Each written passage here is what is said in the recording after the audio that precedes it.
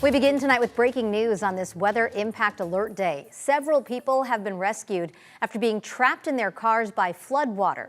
Thanks so much for joining us tonight. I'm Marcella Lee. Carla Chiquetto has the night off. CBS 8's Richard Allen is live in University City with what firefighters are telling us tonight. Richard?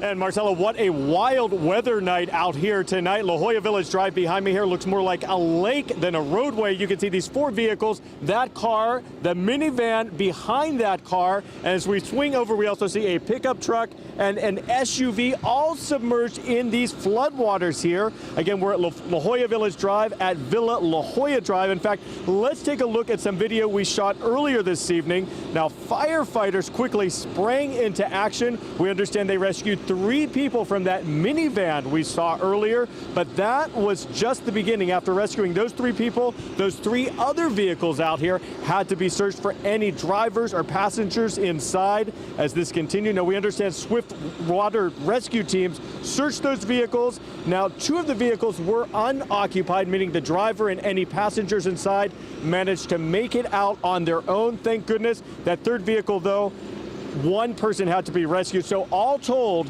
4 people were rescued from these 4 vehicles that were submerged in these waters here on La Jolla Village Drive.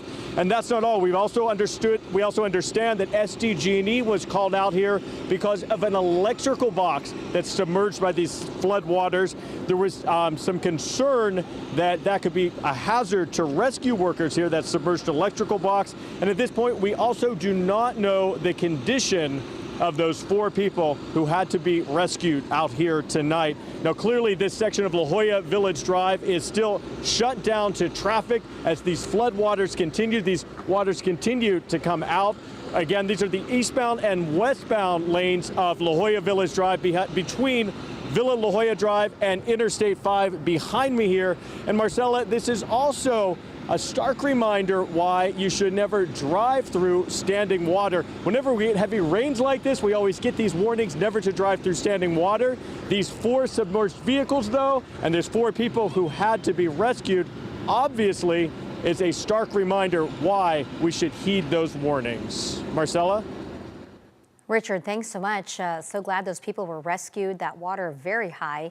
Now let's take it live to Kearney Mesa. You're looking at live images here where there is also some flooding being reported on State Route 52. This is a live look at the freeway right now near Convoy Street.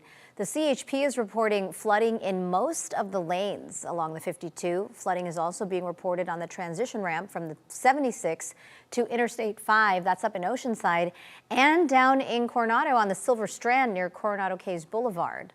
Let's get a check of where the storm activity is right now. Chief Meteorologist Carlene Chavis has been tracking it all night and joins us. Carlene, it looks like the flooding is widespread all across the county. Tracking it and also was out in it. That was nothing that you wanted to be in this evening, Marcella. And I was right there on the 52. I was also in the similar area, not too far from where, unfortunately, those cars did get stuck in the water in La Jolla earlier this evening. And we had a strong cell that moved through the area. So some hail also fell on cars as well and on homes. And I've been seeing reports of that. Loud booms across the county as we did have some strong thunderstorms that moved through. So a flood advisory has been extended. Initially, it was going until about 10:02 this evening, now all the way until midnight tonight because of some standing water and also seeing that start to recede a little bit more. So we are still looking at a flood advisory for all the areas that you see highlighted right there in green. So that's going to include El Cajon as well as for National City, La Mesa, and also for downtown and also University City being included in that, as well as La Jolla. Well, this was the view earlier this evening. So over the last 3 hours, we've been seeing an influx of moisture that moved in. This was that moderate to heavy rainfall that we were talking about. So the worst of it was expected for tonight, and now it's starting to taper off. When we take a look at what's still standing, you still have some rain that is falling right now, and we're seeing that for Valley Center. Those chances will be going down as we go into the overnight hours and we dry out quite nicely for the weekend, but we do have more rain on the way for next week. So we'll get to those details coming up. Marcella. All right, thanks so much, Carlene. And remember, for the very latest weather conditions and alerts on the go, just download our free CBS 8 app onto your smartphone from Google Play or the Apple App Store.